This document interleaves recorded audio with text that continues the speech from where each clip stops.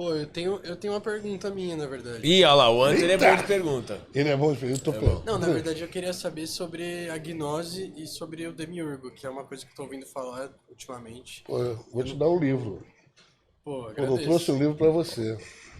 Eu vou te dar um livro. Esse livro aqui é sobre a gnose anticósmica luciferiana. Ah, dá aquele... Tá? Eu vou dar para você esse aqui.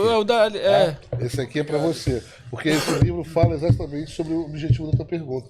Tua pergunta é uma pergunta bem profunda e bem metafísica, bem existencial. Fala no microfone aqui. A sua pergunta é bem metafísica, bem existencial. O que acontece? Vamos falar sobre a gnose e sobre o demiurgo. Nós, luciferianos, acreditamos que o criador desse lugar que nós estamos, não é um ser muito saudável. Nós temos até uma interpretação peculiar daquela frase cristã, bíblica, que diz assim: o mundo jaz no maligno. Se o mundo jaz no maligno, vamos tirar o verbo, a verborragia disso tudo. Está dizendo o quê? Que o mundo está nas mãos do maligno. É isso que essa frase quer dizer. Como que o mundo está nas mãos dos malignos? Não devia estar na mão de Deus? Do Deus deles? Não, ele está lá na Bíblia: o mundo jaz no maligno. O mundo está na mão do maligno. Então o ser que domina este lugar é o maligno. Quando na história dos evangelhos lá, né, o diabo lá, né, Satanás, que não tinha nem diabo, né, era Satanás, aparece para Yoshua, ele fala assim: me adora, que eu te dou todos os reinos da terra. E Yoshua devia dizer para ele o seguinte, responder para ele: deixa de ser mentiroso, rapaz. Tu não manda nem na tua casa, tu vai querer me dar os reinos da terra. Tudo não foi isso. Por que ele não rechaçou ele dizendo: você não tem poder para isso? E não foi essa história. Ele ofereceu todos os reinos da terra. Então, o mundo, na nossa concepção, na concepção luciferiana, ele foi criado por um ser maligno, que era chamado pelos gregos de demiurgo. Na verdade, é chamado pelos gnósticos de demiurgo, que é um termo grego. Detalhe: o luciferianismo não criou a gnose. A gnose existe há muito tempo, antes do luciferianismo. A gnose, não estou falando nem de luciferianismo agora. O pensamento gnóstico, ele tem a visão que o mundo é mau, porque ele é imagem e semelhança de um ser mau. Quando ele fala assim: o homem é a imagem e semelhança de Deus. O homem / mundo é a imagem e semelhança de Deus. Você olha para o homem, olha para as besteiras que o ser humano faz, e você olha para o mundo e vê o mundo como é que está, coisas acontecendo, aquelas palavras que não se pode citar aqui no YouTube. Sentido, né? né? Você olha e fala: pô, isso é muito mal. Então, se isso é mal, isso é imagem e semelhança de algo, esse algo é muito mal. Porque, vamos lá, se você fosse um Deus e visse uma criança sendo, agora tem aquele negócio do estupipipipipi, você ia interferir ou não interferir? Claro que você interferir. Não precisa ser Deus. Lógico. Você está ali vendo, se você vê isso acontecer, você interfere. Lógico. Como é que um Deus, um ser todo-poderoso, permite o mal na Terra? Ah, porque é o livre-arbítrio humano. Mentira. Livre-arbítrio? Ninguém tem livre-arbítrio. Você é produto de condicionamento familiar, social, cultural e de época. Eu posso dizer como é que o iraniano vai reagir numa determinada situação. Eu posso dizer como os cariocas reagem em determinada situação, que são frutos de uma família, de uma cultura, de uma sociedade, de uma época. Há coisas hoje em dia que fossem feitas há 50 anos atrás, eram consideradas crimes. E há coisas que são feitas hoje que daqui a 50 anos serão consideradas crimes. Sabe? Ou então coisas que hoje não são consideradas crimes não serão. Então, resultado, você é fruto disso aí. Cadê teu livre-arbítrio de verdade? Você tem livre-arbítrio. Uns 20% de livre-arbítrio, 20 a 10% de livre-arbítrio. O resto são automatismos.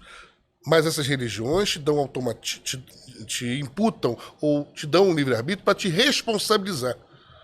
Porque se você é livre para decidir, você pode ser responsabilizado. Mas se eu te disser que 80% do que você faz, você não é livre. Você é fruto de uma educação. Se você nasceu numa favela, numa palafita, foi educado numa palafita com a mãe que vivia se prostituindo, com um pai marginal. Cara, me diga, você vai... Há exceções, mas são raras.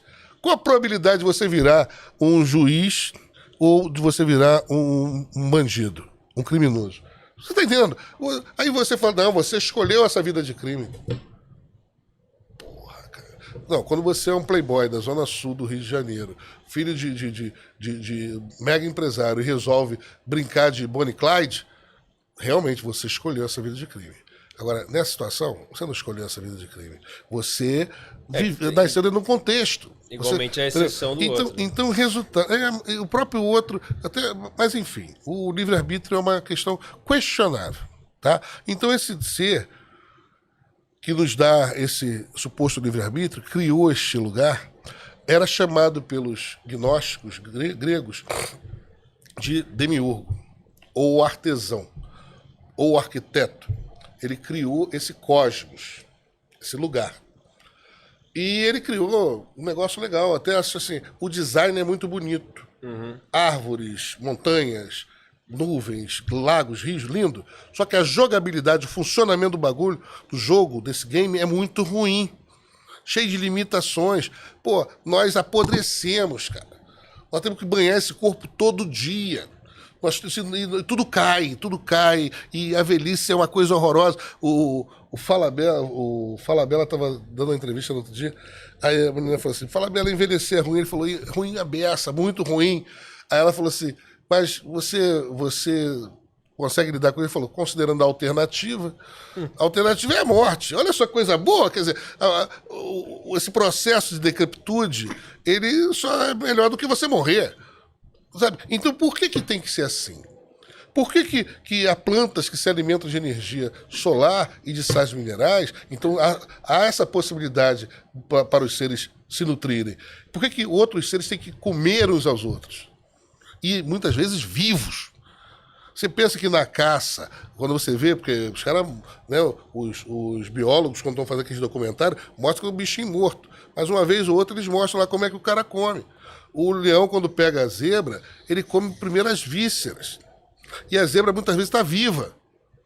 Que ser doente planejou esse processo de troca de energia entre as criaturas vivas?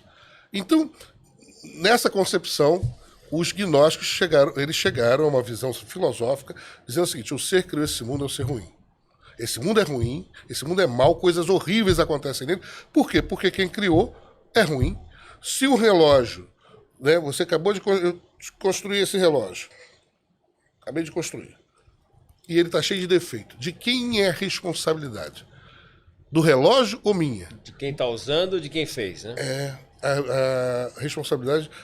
Pior, não é nem de quem está usando, é imputar ao relógio a responsabilidade. Se você é uma criatura de Deus, sim, e está cheio de defeito, sua natureza vai para o maligno, seus passos caminham para o maligno, sua vontade se inclina para o mal, quem é o culpado, o responsável por isso? Você que é a criatura ou o criador? O relógio ou o relojoeiro? É o relojoeiro. Então, se o relógio foi construído com defeito, o relojoeiro é responsável. Se a criatura é toda defeituosa, toda maligna, malévola, etc, etc, a responsabilidade é do criador. E as coisas boas? Também. Nada de bom, tudo bem. Então, tudo bem e mal. Mas ele dizer que ele é um ser bom, considerando que poderia criar seres que se alimentassem de energia, poderia ter que feito... poderia impedir certos crimes.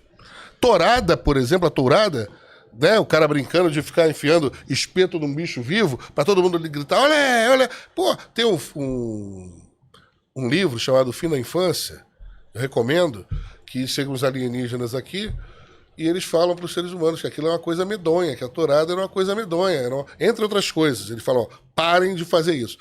Não tem negociação. Vocês vão parar de fazer isso. Aí o ser humano não para. Aí quando os caras vão fazer a tourada e enfiam o coisa no touro, todo mundo sente a pontada. Todo mundo que estava lá assistindo. Parou a tourada. Então, assim... pimenta no óleo dos... Um ser onipotente, onisciente, né, onipresente, poderia acabar com o mal do mundo. Mas dizem que não acaba por causa do nosso livre-arbítrio. Nós temos o direito de escolher entre o bem e o mal. Isso é muito questionável.